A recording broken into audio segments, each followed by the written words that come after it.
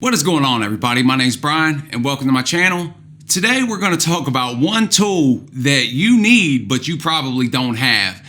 Now, anybody that's worked in the automotive field or on machinery or anybody that's used bolts in their life has at one time or another probably broken a bolt off.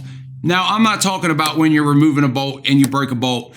There are a few little things that you can do to make sure that bolt doesn't break when you're taking it out. But I'm talking about when you're installing a bolt, especially when you're reusing older bolts. I don't know how many times in my life broken a bolt while putting it back in. So I've learned a few little tricks to help slow down and even prevent breaking bolts off. I can't even remember the last time that I've broken a bolt off that I was reusing.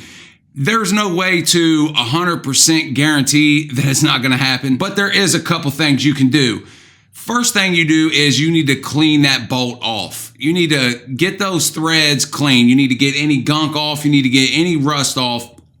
And you can do that by using a wire wheel on a bench grinder, on a grinder, or just even a wire brush may work. Something to get those threads clean.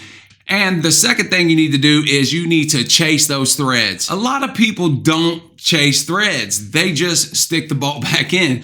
And, you know, it only takes a couple seconds. So I don't know why people don't. Now, they do sell special taps that are just thread chasers. They're not as sharp as your typical tap, but you can use a regular tap. You probably shouldn't try to use a starter tap. A starter tap has a point on the end and it helps get the thread started a little easier, whereas these have just a flat tip.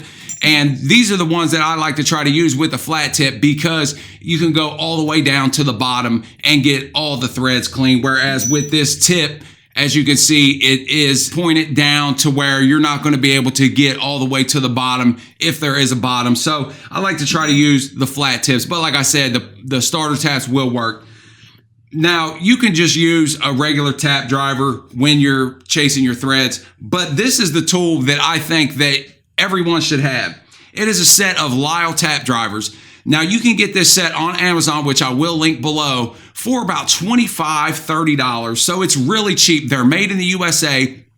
This particular set goes from 1/8. You can use a 1/8 MPT all the way up to 1/2-inch MPT taps. Now, they do sell a bigger set as well, and they come with 3 of them, and it goes up to 3/4. I had that set, but somebody stole that over time, so I don't have it anymore. But I have used these, I don't know how many times. These are really nice. Now, like I said, they do work for chasing threads. I don't like to use them to tap holes because when you're using a tap, you want to try to keep it as even as possible. And with having to use a ratchet, you tend to put a lot of leverage on the outside of it. Whereas if you're using a tap driver, you can keep that pretty even where it's going down. So if I'm using it to tap a fresh hole, then I try to just use one of these T-handle tap drivers.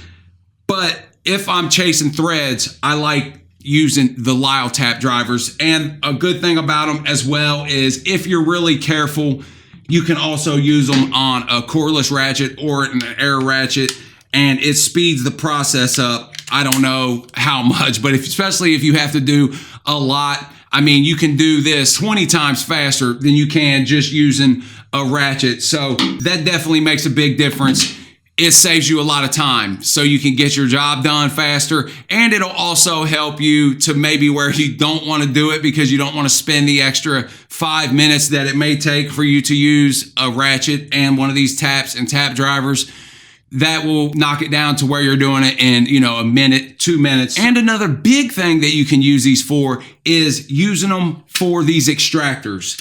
If you notice that these extractors, which are used to get broken bolts out, broken screws out, but they have a square end on the bottom, and that's for you to be able to get a little wrench on, be able to get a little bit of force on the bolt to try to get it out. So if you just use these Lisle tap drivers instead, they fit down in the hole, and you can use it with a ratchet, extension, whatever floats your boat, however you want to use it. But this definitely is a big deal to be able to use this with a ratchet instead of trying to use a little wrench or a crescent wrench on this little tiny square end.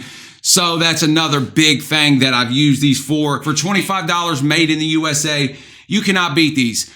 So let me know if you have these in your toolbox. Let me know if you think these are a tool that everybody should have.